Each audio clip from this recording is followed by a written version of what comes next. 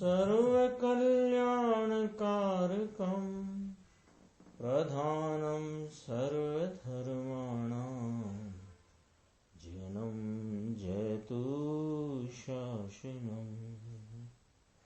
मैं नमो तीर्थनायक को, नमो ओंकार वाणी को, नमो कुंद प्रभु को जिन्होंने ओंकार धारण की।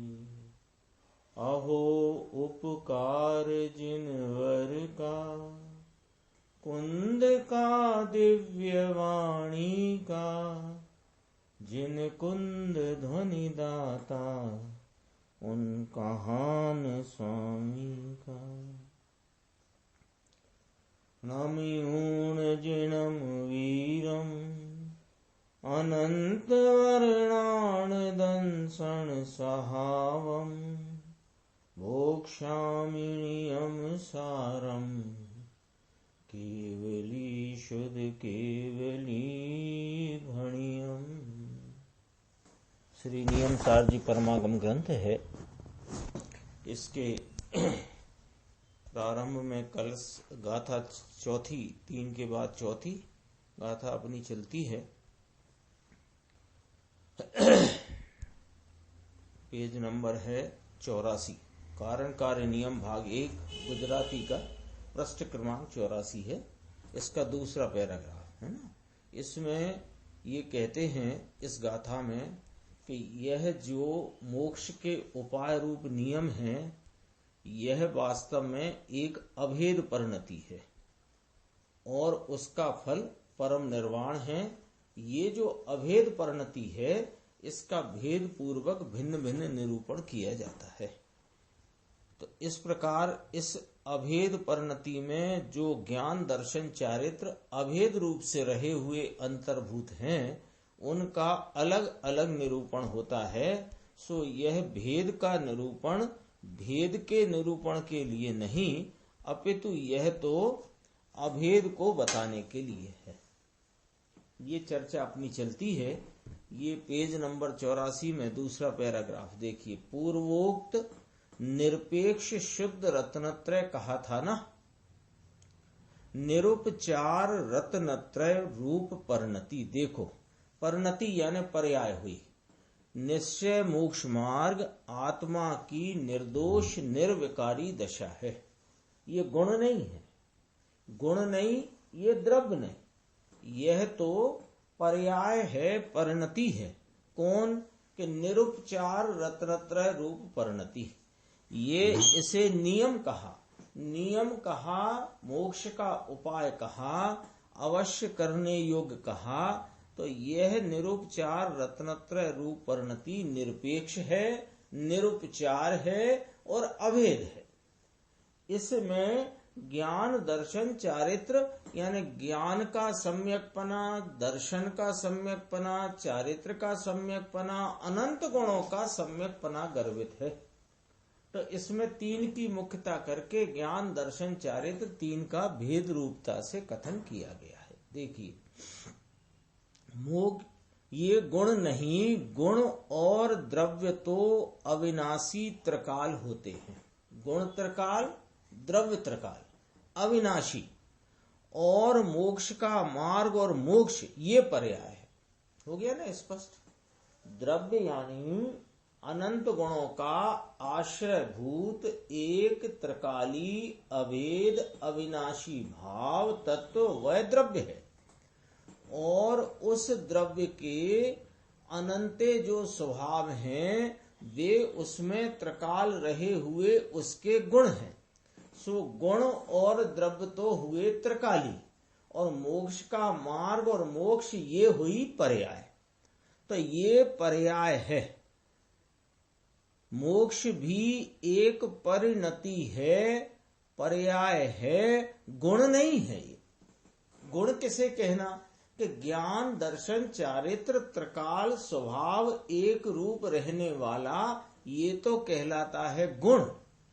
और उन गुण की जो परिणति सम्यक निर्मल परिणति, वह मोक्ष का मार्ग। और उसकी परिपूर्णता का भाव वह है मोक्ष। तो ये मोक्ष और मोक्ष का मार्ग, यह दोनों पर्याय हैं, द्रव्य गुण नहीं, परिणति है। देखो, यह मोक्ष के मार्ग की पर्याय परिणति, ये अवस्था है, परिणति है, रत्नत्रय रूप परिणति है। बहुत लोग कहते हैं निश्चय सम्यक दर्शन तो गुण है और तुम पर्याय कैसे कहते हो। अनेक प्रकार की चर्चा आती है ना। सिद्ध कहे सिद्ध में सम्यक दर्शन आदि 8 गुण प्रगटे, ऐसा कहा है कि सिद्ध में क्या प्रगटा कि 8 गुण प्रकट हो गए। 8 गुण प्रकट हो गए तो सिद्ध के जो 8 गुण प्रगटे तो कोई गुण नया प्रकटता है, ऐसा कोई गुण तो होता नहीं। गुण तो त्रिकाल रहा हुआ वस्तु के स्वभाव रूप भाव हैं। वे त्रिकाल अपने रूप स्वरूप से परिपूर्ण रहते हैं। कोई नया प्रकट होता है अथवा कोई विलय हो जाता है, ऐसा गुण का हिसाब नहीं है। उत्पत्ति और विलय यह तो पर्याय का हिसाब है। तो कहते हैं कि सिद्ध में सम्यक दर्शन आदि 8 गुण प्रगटे, कहते हैं ना, सूक्ष्मत्व, अवगानत्व, अगुरु लघुत्व आदि, ये 8 गुण प्रगटे। भाई वे सूक्ष्मत्व, अगुरु लघुत्व, अवगानत्व आदि जो गुण कहे वे गुण नहीं हैं, वे पर्याय हैं। वह गुण की परिपूर्ण दशा, उसका परिपूर्ण खिलावट, विकास का भाव, वो पर्याय है। गुण प्रगटती होंगे क्या? अपने सामने प्रश्न, गुण प्रगटते होंगे क्या? पुद्गल ले लो, पुद्गल ये पड़ा हुआ है सामने, कांच का टुकड़ा, ये लकड़ी की टेबल, ये लकड़ी कांच कौन है कि पुद्गल। इसमें स्पर्श रस गंध वर्ण नाम के गुण हैं। वे गुण त्रिकाल रहे हैं कि प्रगटते हैं। कभी कोई पुद्गल में स्पर्श गुण नहीं था और आज प्रकट हो गया, ऐसा हुआ है क्या? गुण कोई प्रगटते होंगे क्या? भाई गुण तो त्रिकाल हैं। समझ में आया? तो अवगुण किसे कहना, ये भी खुलासा कर देते हैं, क्योंकि सिद्ध के 8 गुण प्रगटे ना। तो अवगुण, अवगुण शब्द भी एक चलता है अपनी बोलचाल समझने समझाने में। अवगुण माने कि गुण का विपरीत परिणमन था, उसका नाम अवगुण। अज्ञान था, वो अज्ञान का नाश होकर के ज्ञान भाव प्रगटा, तो इसे गुण कहने में आता है कि गुण प्रगटा। बाकी गुण नहीं प्रगटा है, प्रगटी तो है पर्याय। 84 पेज है, देखो। अवस्था प्रगटती है ना, अथवा के गुण प्रगटते हैं। प्रश्नवाचक है। प्रश्नवाचक क्यों है कि इस पर से भाई विचार करो, विचार करो शांति से कि अवस्था प्रगटती है कि गुण प्रगटते है ना। ऐसा नहीं कि गुरुदेव श्री ने कह दिया, जैन सिद्धांत प्रवेशिका में लिखा है, अन्य ग्रंथों में लिखा है, इसलिए गुण तो नहीं प्रगटते, पर्याय प्रगटती। ऐसे नहीं। गुण का क्या स्वरूप है, गुण क्या चीज है, गुण क्या वस्तु है, पर्याय क्या वस्तु है, इसका विचार करो शांति से। पर्याय किसे कहते हैं कि जो प्रत्येक समय नवीन उत्पन्न भाव को प्राप्त, उत्पत्ति भाव को प्राप्त होती है, और पूर्व पर्याय विलय को प्राप्त होती है। तो उत्पत्ति और विलय ये किस में घटित होते हैं कि ये पर्याय में घटित होते हैं। गुण में उत्पत्ति विलय घटित नहीं होता।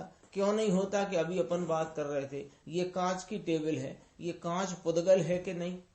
तो पुद्गल है तो इसमें स्पर्श रस गंध वर्ण गुण है कि नहीं? कभी कोई कांच ऐसा भी होता होगा कि जिसमें अभी स्पर्श गुण नहीं है और बाद में प्रकटे, ऐसा हो सकता है क्या? तो वो तो स्पर्श गुण उसमें रहा हुआ है। स्पर्श गुण की इस कांच में ठंडा पना चला जाए, गर्म पना आ जाए, गर्म पना चला जाए, ठंडा पना आ जाए, ये पर्याय है।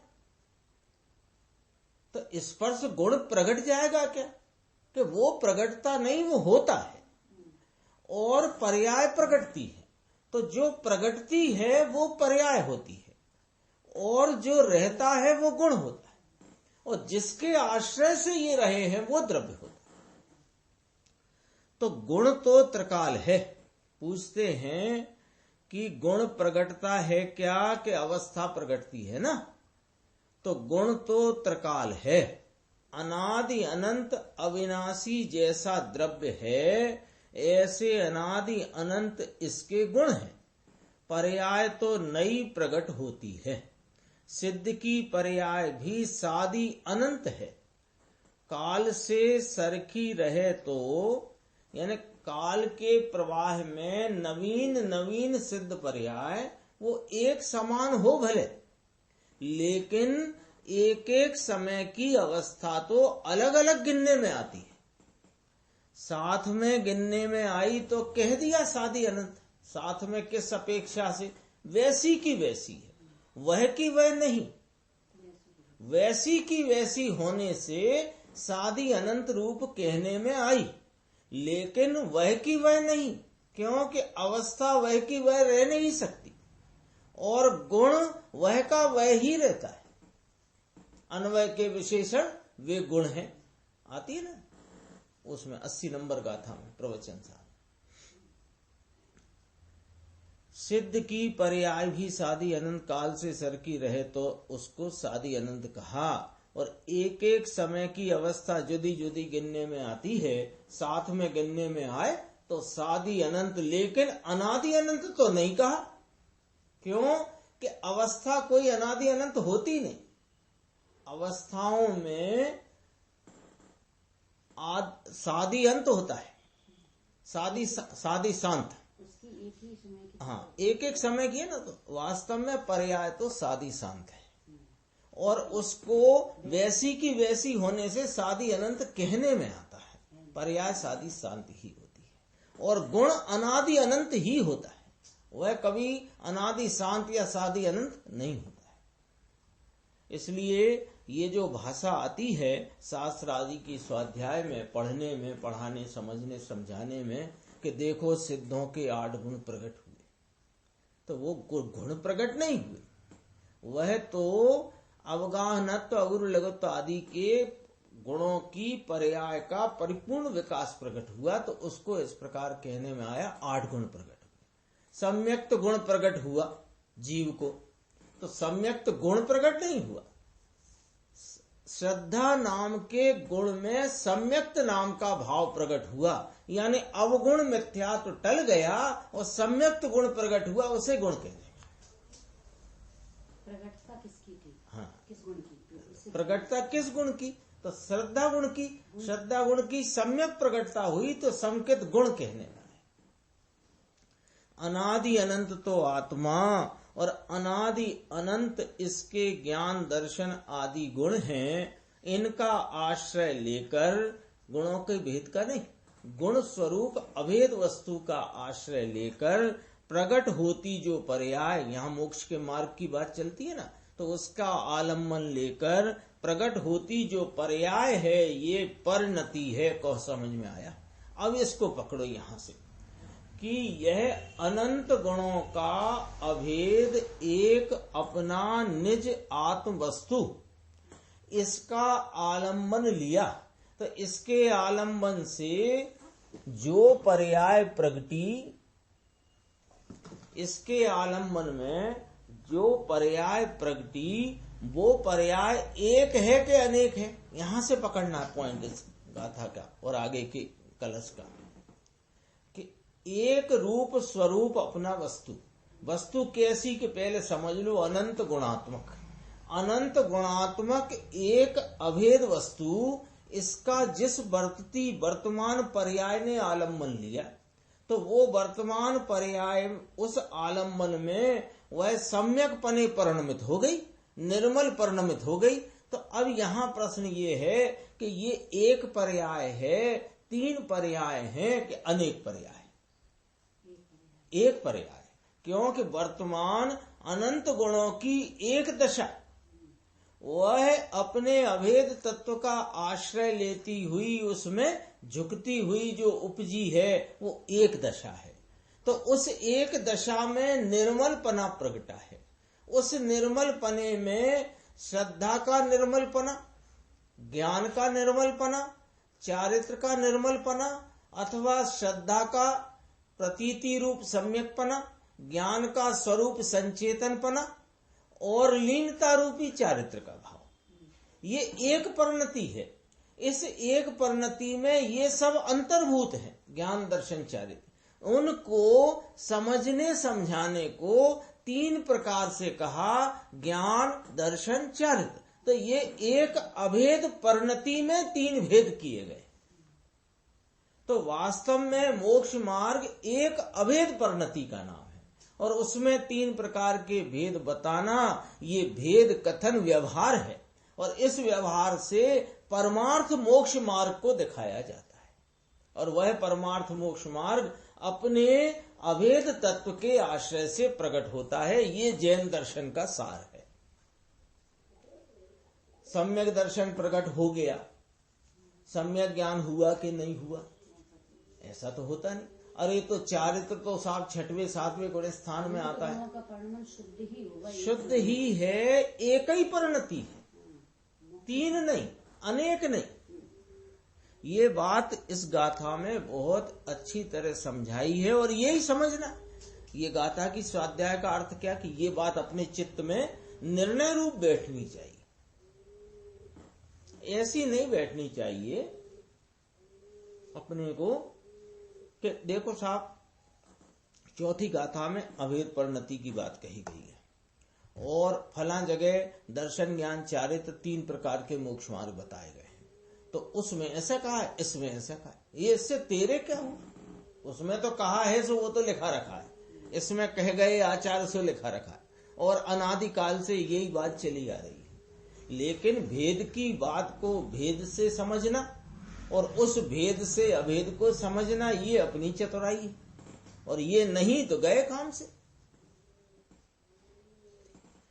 और यह तीन का ज्ञान निरुपचार रत्नत्रय अभेद परिणति में क्या कहते हैं कि जो आत्मा का त्रिकाली स्वभाव इसके अवलंबन से, इसके आश्रय से, शक्ति में से प्रकट होती सम्यक दर्शन ज्ञान चारित्र, ऐसी जो अभेद परिणति, ये बात बिल्कुल अपने चित्त में एकदम कांच की भांति क्रिस्टल क्लियर रूप से स्पष्ट हो जानी चाहिए कि सम्यक दर्शन ज्ञान चारित्राणी मोक्ष मार्ग कहा, ये वास्तव में तीन भावों को, एक परिणति को तीन भेदों के द्वारा बताया है। कोई कहे कि पहले सम्यक दर्शन होता है, फिर सम्यक ज्ञान होता है, फिर सम्यक चारित्र होता है, तो सुनो भैया, ये तो स्थिरता की अपेक्षा से जो चारित्र में भेद बताया है उसको गिनने पर इस प्रकार का कथन आता है ना। गुण स्थान परिपाटी में स्थिरता की बढ़ने की अपेक्षा से मोक्ष मार्ग में और अधिक शुद्धता रूप प्रवर्तन होने की अपेक्षा से ये कथन करने में आता है कि सम्यक दर्शन बिना सम्यक चारित्र नहीं होता। लेकिन होते सब एक ही साथ है और एक ही परिणति है, तीन नहीं, अनेक नहीं। कथन तो आता है, कथन आता है, एक कथन ऐसा भी आता है कि थोड़ा समझ लेते हैं अपन कि सम्यक दर्शन, सम्यक ज्ञान, सम्यक चारित्र, ऐसे ही है ना। यहां लिया है ज्ञान दर्शन चारित्र, वो भी क्या है तो अपनी चर्चा यद्यपि हो चुकी है। सम्यक दर्शन क्यों कहा कि जब तक श्रद्धा सम्यक पने इस आत्मा को आपरूप स्वीकार नहीं करती, उस ज्ञान को सम्यक ज्ञान कहने में नहीं आता। तथापि ज्ञान तो पहले सम्यक भाव को प्राप्त होता है, तब तो वो श्रद्धा को विषय मिलता है। तो यहां ज्ञान दर्शन चारित्र लिया, यहां पर ज्ञान दर्शन चारित्र लिया। सामान्य दर्शन ज्ञान चारित्र, दर्शन ज्ञान चारित्र की बात है वो इस प्रकार है कि सम्यक श्रद्धा के बिना ज्ञान का नाम सम्यक नहीं कहलाता। यद्यपि ज्ञान का वही भाव सम्यक कहलाता है जिस भाव में सम्यक पने की प्रतीति हुई। सम्यक कारण ज्ञान कारण, हाँ, युगपत होते प्रकाश दीपक से छह डाला का है इसमें साथ में होते हैं, लेकिन उसमें कारण कार्य की ऐसी विवक्षा की गई है, समझाया गया है। अब एक और बात, ये तो हुई बात ज्ञान की और दर्शन की। अब चारित्र के संबंध में बहुत चित्त में उठती है बात कि चारित्र तो साहब 6वें 7वें में होता है, अथवा देश चारित्र 5वें गुण स्थान में होता है श्रावक पने में। सम्यक दर्शन जो अविरति हुआ इसमें कोई चारित्र नहीं होता है, तो गलत है ये। बिना चारित्र के सम्यक दर्शन नहीं होता। किसमें क्योंकि वह उपयोग की परिणति जो स्वरूप का आलम्बन लेती है, वो आलम्बन लेकर छोड़ के छट नहीं जाती है, वो असंख्यात समय टिकती है। तो असंख्यात समय टिकी तो वो चारित्र ना हुआ तो क्या हुआ? चारित्र नाम लीनता है ना। अब इसी को गुणस्थान परपाटी में करणानि योग अथवा चरणानि योग की भाषा में इसको ऐसे भी डिवाइड करते हैं कि स्वरूप की प्रतीति जो अनादिकाल से नहीं थी उसकी मुख्यता रख करके सम्यक दर्शन को कहा पहले होता है। तो चौथा गुणस्थान सम्यक दर्शन का बताया, और देश चारित्र को सम्यक ज्ञान बताया, और सकल चारित्र को सम्यक चारित्र। ऐसी भी व्याख्या आती, लेकिन समझना अपने को सब तरफ से पड़ेगा कि एक अभेद वस्तु के आलम्बन आश्रय से जो परिणति में निर्मलता का भाव जागृत होता है, वो परिणति का नाम मोक्ष मार्ग है। वो अभेद एक शुद्ध रत्नत्रय रूप परिणति है। उसको 3 प्रकार से भेद से कथन करने में आता है। देखो, सम्यक दर्शन ज्ञान चारित्र ऐसी जो अभेद परिणति निरुपचार, उपचार नहीं यानी आरोप नहीं। आरोप कब होता है कि यथार्थ नहीं है लेकिन कहना, ये आरोप है। किसी को आरोप करना है, नहीं आरोप करना। ये तो है, इसमें कोई आरोप नहीं, उपचार नहीं, अपेक्षा नहीं। इसमें अंतर्भूत रहे ये तो ज्ञान दर्शन चारित्र 3 हैं। अपन थोड़ा आगे बढ़ जाते हैं, पेज नंबर 85 का दूसरा पैराग्राफ यहां से पढ़ लेते हैं, वही बात है। ये 3 का ज्ञान दर्शन और चारित्र का अलग अलग निरूपण होता है। यहां से मिला लेना बात को कि निरुपचार रत्नत्रय अभेद परिणति में अंतर्भूत रहे हुए ज्ञान दर्शन और चारित्र 3 का अलग अलग निरूपण होता है। निरूपण अलग अलग होता है, परिणति एक होती है। आ गई ना बात पकड़ में। अर्थात भेद से कथन इसका करेंगे कि यह निश्चय सम्यक दर्शन इसको कहा जाता है। विकल्प से कहेंगे सम्यक ज्ञान सम्यक चारित्र इसको कहा जाता है। ये विकल्प से आत्मा दर्शन ज्ञान और चारित्र को प्राप्त होए वह आत्मा, ये विकल्पात्मक भेद कथन है। आत्मा दर्शन ज्ञान चारित्र को यह प्राप्त होए ऐसा यह आत्मा।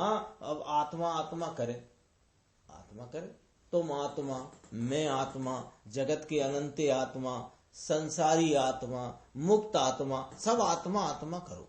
अब हम तो कहते हैं संसारी मुक्त भी छोड़ दो, आप और मैं भी छोड़ दो, 1 इंद्री 2 इंद्री भी छोड़ दो, तो सब आत्मा।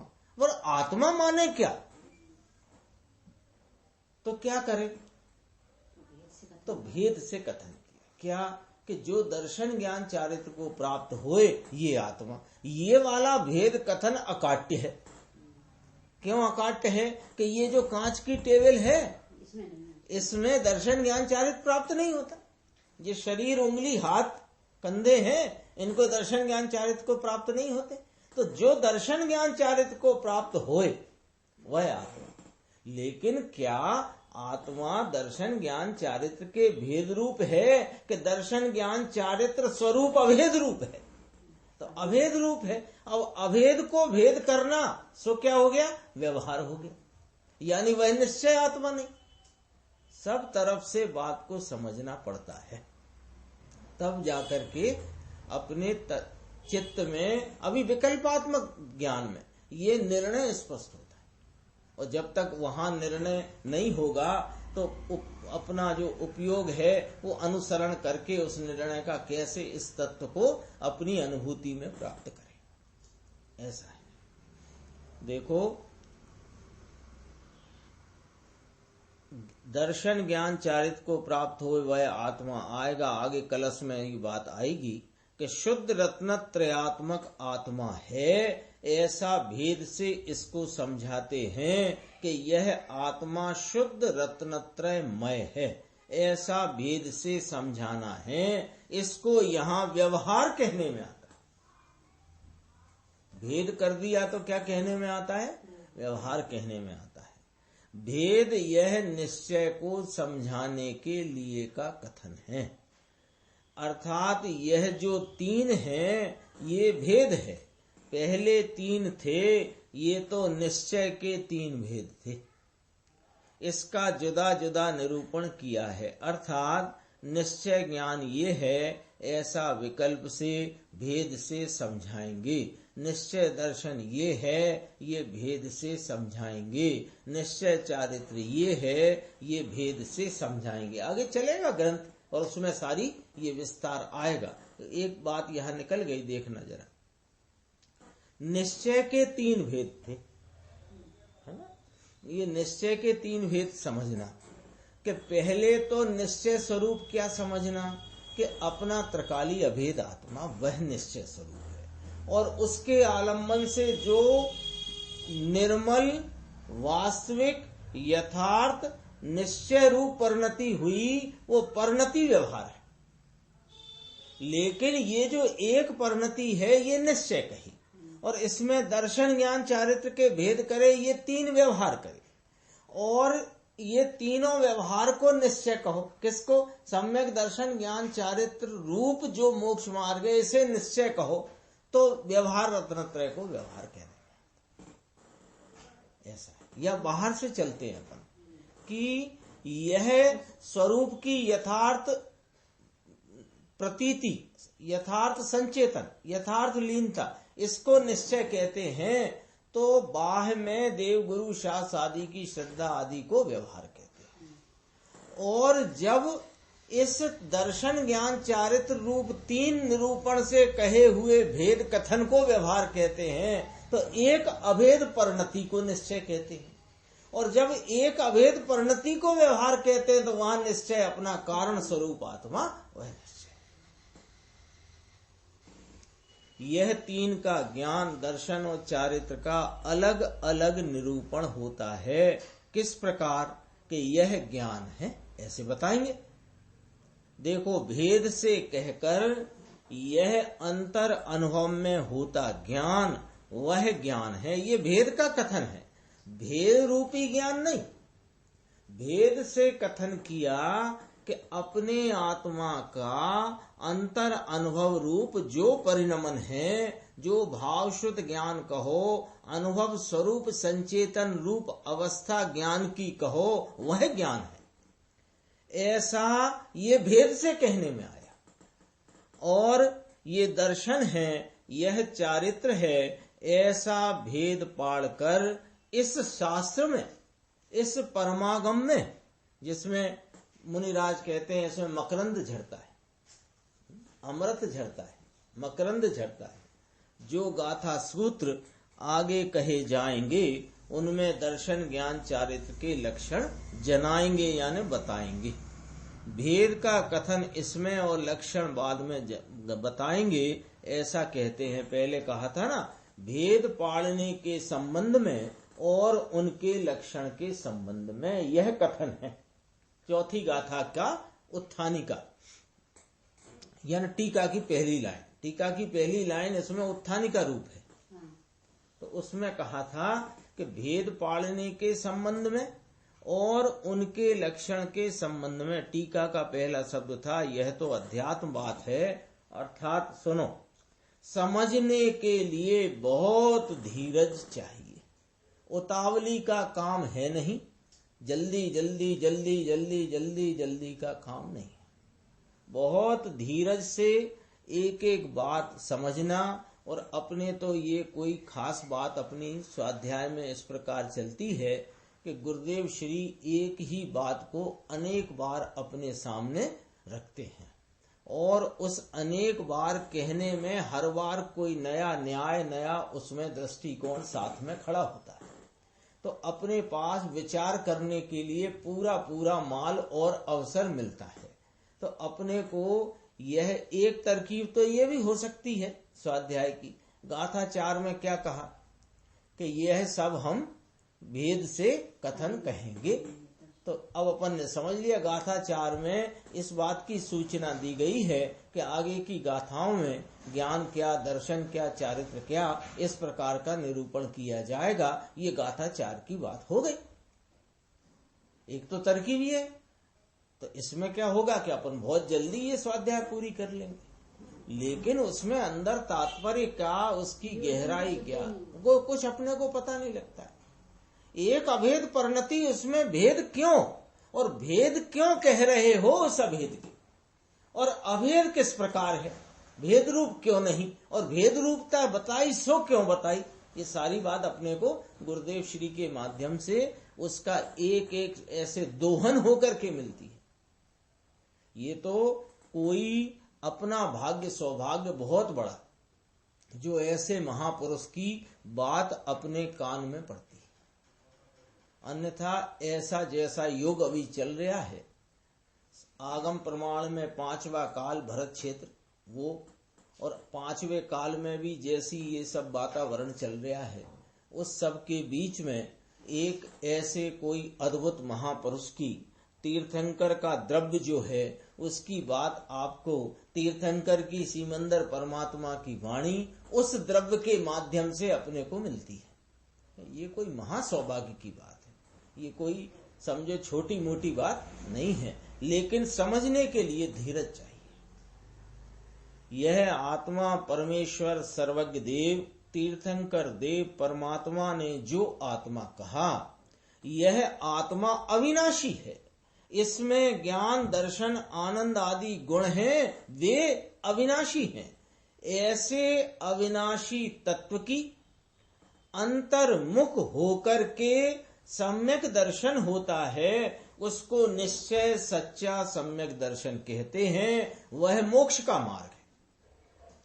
व्यवहार से कहेंगे, लेकिन ये व्यवहार मोक्ष का मार्ग नहीं है। व्यवहार तो निश्चय को समझाने के लिए आता है। कल याद की थी 8वीं गाथा समय सार जी की, मिलेक्ष को मिलेक्ष भाषा में समझाने के लिए वह है, अन्यथा वह समझाना अशक्य है। समझ में आया भारी भाई ऐसा है भीका भाई।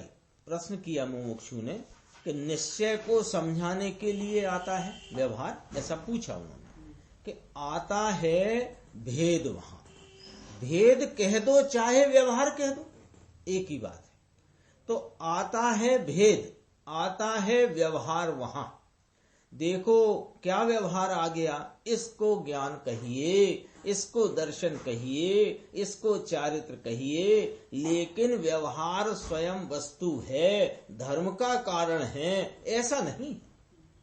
व्यवहार कोई वस्तु नहीं। ये क्या कहते हो आप? व्यवहार वस्तु नहीं तो क्या व्यवहार का कोई विषय नहीं? कि ना विषय है, व्यवहार वस्तु नहीं। वस्तु नहीं का अर्थ क्या? कई बार लोगों को लगता है आप व्यवहार को उड़ा देते हो, व्यवहार तो अवस्तु है। अवस्तु है का अर्थ ये है कि वस्तु का निरूपण जैसा है वो नहीं करती, इसलिए अवस्तु है।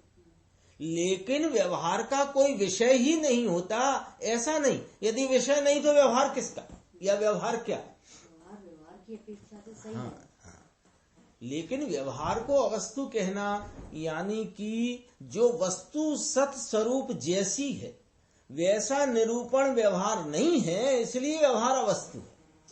लेकिन व्यवहार उस वस्तु के परमार्थ निरूपण करने में समर्थ है, लेकिन वह स्वयं परमार्थ नहीं।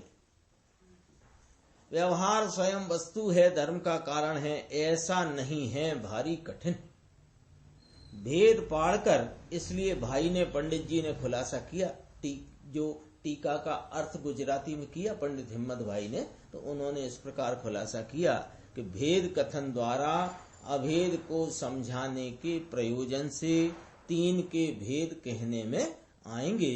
भारी इसमें जो गाथा सूत्र आगे कहे जाएंगे उनमें दर्शन ज्ञान चारित्र के लक्षण बताएंगे। आगे 5 में आएंगे। दर्शन ज्ञान चारित्र का लक्षण क्या है, आगे की गाथा में आएगा।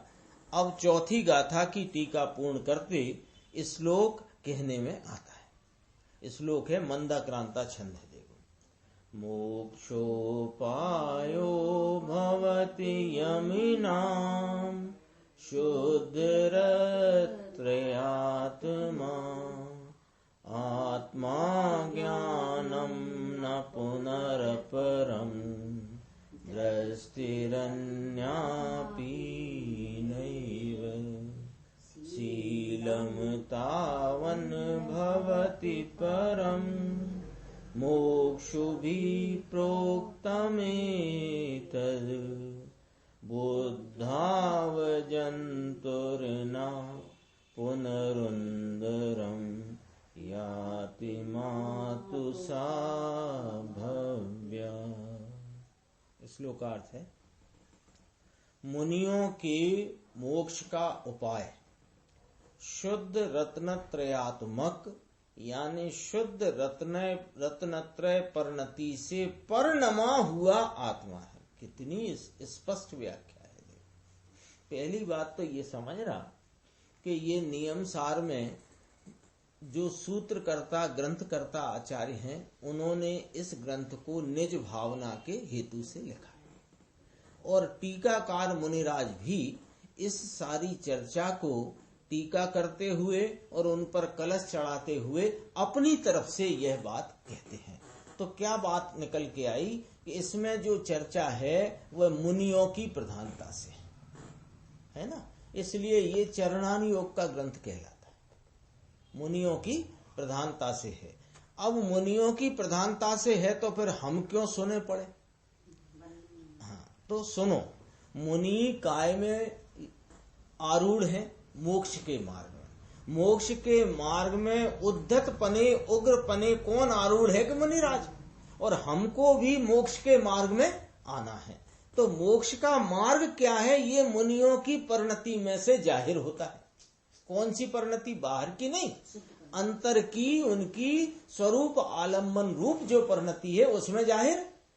और वो मोक्ष का मार्ग उन्होंने किसके आलम्बन से प्राप्त किया, उसकी यहाँ चर्चा आएगी। तो अपने को वही आलम्बन लेना है, इसलिए ये बात अपने को अपने लिए समझना है। मुनियों की बात देखो, मुनियों के मोक्ष का उपाय शुद्ध रत्नत्रयात्मक यानी शुद्ध रत्नत्रय परिणति से परिणमा हुआ आत्मा है। ले आत्मा को उपाय कहा। मोक्ष का उपाय कौन है कि आत्मा। कौन सा आत्मा? शुद्ध रत्नत्रय परिणति से परिणमा हुआ आत्मा। ऐसे करके चर्चा की। ज्ञान इससे कोई दूसरा नहीं है, आत्मा से ज्ञान कोई दूसरा नहीं है। दर्शन भी इससे दूसरा नहीं ही, और शील नाम चारित्र भी दूसरा नहीं है। यह मोक्ष को प्राप्त करने वाले अरिहंत भगवंतों ने कहा है। हम क्या कहते? मुनिराज कहते हैं ये बात अरिहंत भगवंतों ने कही है। क्या कही है कि ये मुनियों के मोक्ष का उपाय क्या है कि शुद्ध रत्नत्रयात्मक परिणति यानी शुद्ध रत्नत्रय परिणति से परिणमा हुआ आत्मा, वह मोक्ष का उपाय है। अब कोई ये आत्मा ही मोक्ष का उपाय है तो ज्ञान क्या जुदा होगा, दर्शन क्या जुदा होगा, चारित्र क्या जुदा होगा? वही है। यह जानकर जो जीव माता के उदर में पुनः नहीं आता वह भव्य है। भव्य किसे कहा यहाँ?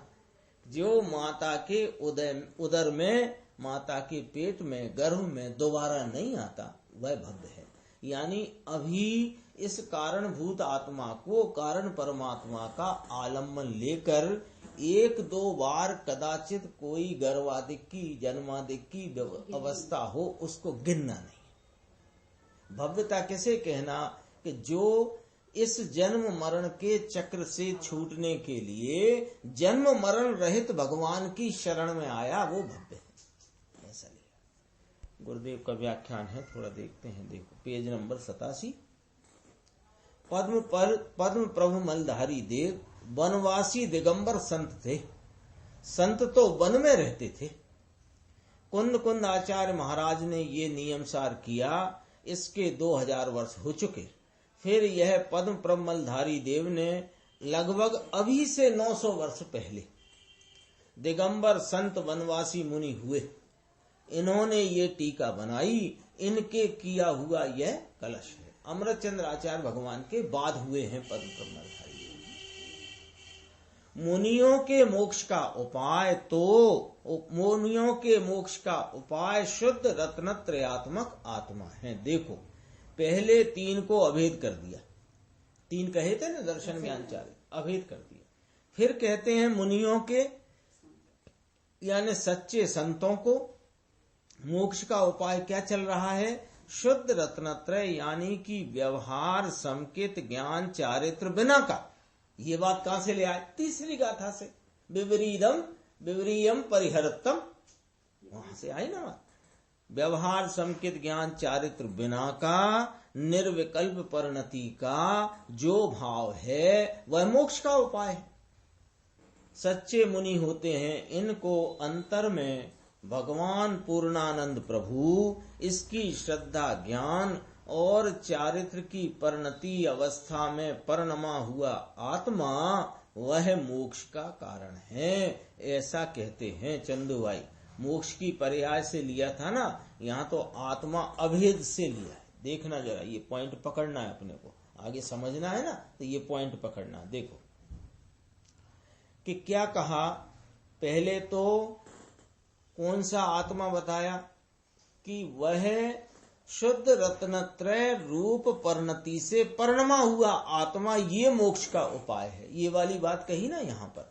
तो ये इसमें ये बात पहले लिख लो, समझ लो कि व्यवहार श्रद्धा ज्ञान और व्यवहार विकल्प रूप परिणति से रहित स्वरूप आलम्बन रूप अपनी स्वरूप प्रतीति स्वरूप संचेतन स्वरूप लीनता का जो एक परिणति ऐसा जो भाव है वो मोक्ष का उपाय। एक पॉइंट हो गया।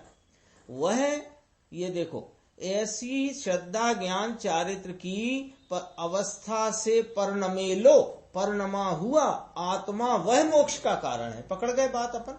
इतनी ऐसा कहते हैं। तो मोक्ष की तो पर्याय से ली थी बात आपने पहले कि मोक्ष का मार्ग और मोक्ष पर्याय है, द्रव्य गुण नहीं। द्रव्य गुण अविनाशी है, मोक्ष और मोक्ष की पर्याय तो उत्पन्न होती और विलय होती है। ऐसा तो पहले तो ये कहा था। अब यहाँ तो आत्मा अभेद से लिया। कौन सा अभेद लेना? यहाँ कौन सा अभेद लिया? मोक्ष का उपाय अभेद रत्नत्रय परिणति से परिणमा हुआ आत्मा, यानी वह परिणति और आत्मा को अभेद करके लेना। तीन भेद आते। श्रद्धा रत्नत्रय परिणति लेना। हाँ, शुद्ध रत्नत्रय परिणति, तो उसमें श्रद्धा ज्ञान चारित्र ये भेद तो नहीं, और उनकी अभेद परिणति, और वो अभेद परिणति से परिणमा आत्मा अभेद। वो कारण नियम रूप जो बात करी वो तो आलम्बन भूत भाव है। यहाँ तो मोक्ष के मार्ग की बात चलती है, और मोक्ष के मार्ग को 3 प्रकार से बताएंगे दर्शन ज्ञान चारित्र रूप से। तो वो वाली बात चल रही है ना। तो देखो अपन पीछे से मिलाते हैं कि किसको कहा मोक्ष का मार्ग। शुरू से यही विषय चला आया कि दर्शन ज्ञान चारित्र को मोक्ष का मार्ग है ना। ऊपर कहा कि नियम क्या है कि ज्ञान दर्शन चारित्र, ये नियम है। ठीक है, 3 कहे तो ये तीन जो परिणति अलग अलग है, तो कहा नहीं, एक ही परिणति है, वो उसको 3 रूप से भेद करके समझाया जाता है। तो वो भेद कहे थे, उन भेद को वापस अभेद में पकड़ो। एक शुद्ध रत्नत्रयात्मक परिणति एक, ये परिणति में अंतर्भूत है दर्शन ज्ञान चारित्र।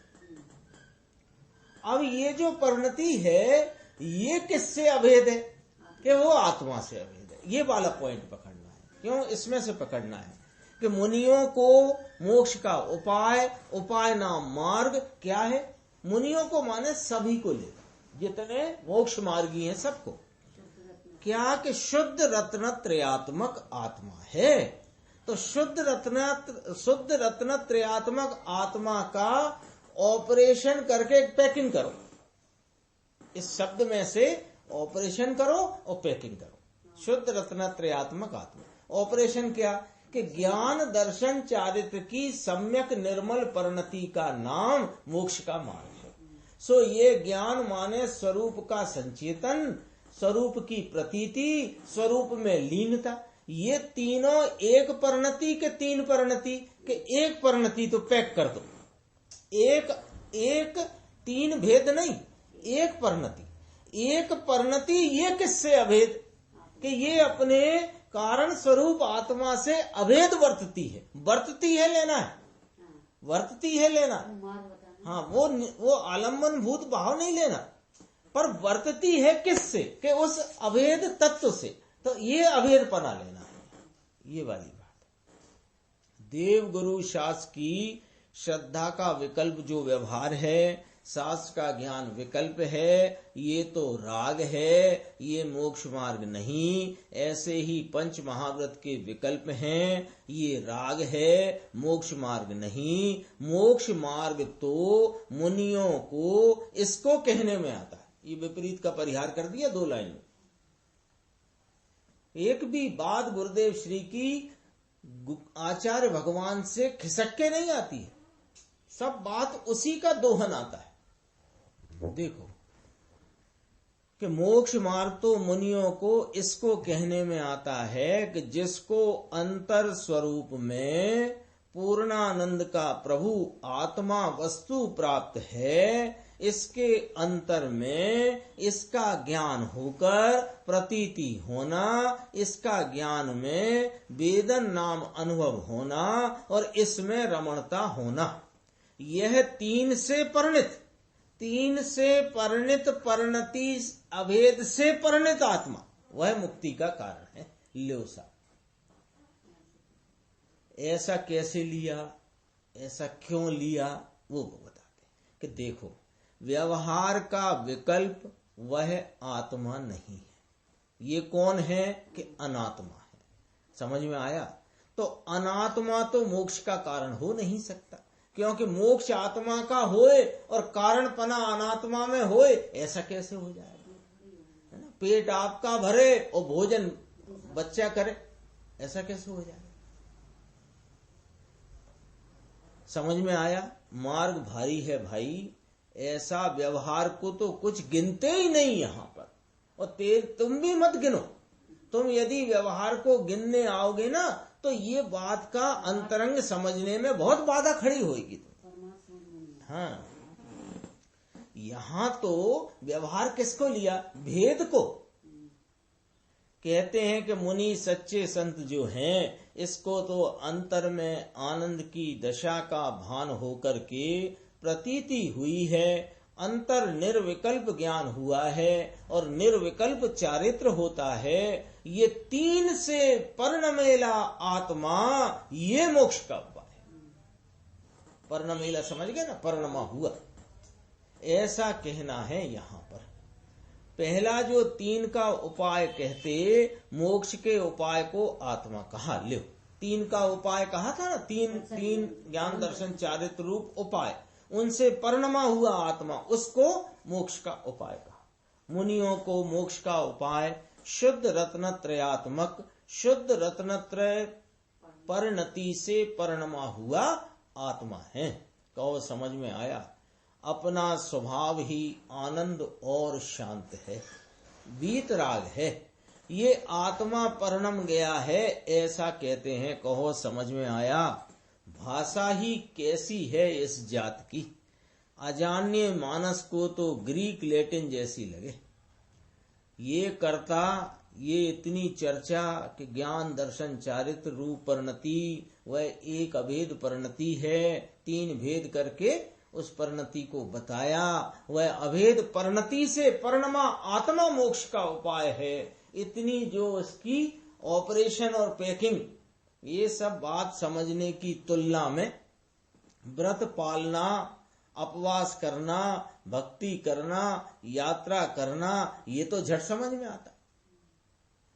कहते हैं भाई तेरे भले झट समझ में आता हो, लेकिन वह अनात्मा है, वो आत्मा है ही नहीं। ये तो शुभ राग पुण्य है, ये धर्म नहीं, सुनो ना समझ में आया। इसका अभाव होकर के आत्मा में आत्मा का अनुभव दृष्टि ज्ञान पने परिणमे, ऐसे आत्मा को मोक्ष का उपाय कहते हैं, ऐसा यहाँ कहते हैं। देखो क्या कहना चाहते हैं अंतिम लाइन, कि ये जो व्रत पालना, अपवास करना, भक्ति यात्रा, पूजा विधान, ये सब शुभ राग है, पुण्य है, धर्म नहीं। अब यहां से पकड़ना, ये तो पकड़ ली बात, ये धर्म नहीं है। इसका अभाव हो करके आत्मा में आत्मा का अनुभव दृष्टि ज्ञान पने परिणमना, ऐसे परिणमे, ऐसे आत्मा को मोक्ष का उपाय कहते हैं। अब बात यहाँ क्या पकड़ना है, कोई को ऐसा लगता है कि जब पूर्ण दशा होगी तब पुण्य का अभाव होता है ना। अपन दो भाव लेते हैं, साधक भाव और साध्य भाव। तो अपने को ऐसा लगता है कि पुण्य भाव तो साधक दशा में पाया जाता है और साध्य अवस्था में पुण्य का अभाव होता है, ठीक है ना। तो जब साध्य अवस्था आएगी तब पुण्य का अभाव हो जाएगा, तब तक तो पुण्य जरूरी है, तब तक तो पुण्य चाहिए। ऐसी जो अपनी कोई भूल चूक हो वो इस लाइन में से निकाल देना है। कैसे, देखो कि पुण्य का अभाव होकर अनुभव दृष्टि होती, यानी साधक अवस्था का उत्पादन, साधक अवस्था का मंगल मुहूर्त, वह दृष्टि में से पुण्य का अभाव होता है तभी होती। भी आता जिन पुण्य पाप नहीं कीना आत्म अनुभव चित्त दीना, पुण्य पाप नहीं का पुण्य नहीं। कितनी बात है, देखो ये पुण्य पाप की बात, कि अपन ने वहां से उल्टा पकड़ना शुरू करते कि साध्य अवस्था की प्राप्ति होने पर पुण्य का परिणति में से सर्वथा अभाव होता है। अपन पुण्य ही पुण्य कहेंगे, पाप समझ लेना जैसे समझना, साथ में कोई बात नहीं, पुण्य पाप ही। तो पुण्य का सर्वथा अभाव होता है ना साध्य अवस्था में, तो सर्वथा अभाव होता है परिणति में से, उसका नाम साध्य अवस्था है। और साधक अवस्था में परिणति में पुण्य रहता है, लेकिन दृष्टि में पुण्य का सर्वथा अभाव होता है। तो हे रहता है ना। अब और एक और पॉइंट समझना है कि ये दृष्टि में पुण्य हे किसको होता है, कि जिसके निर्णय में पुण्य हे होता है।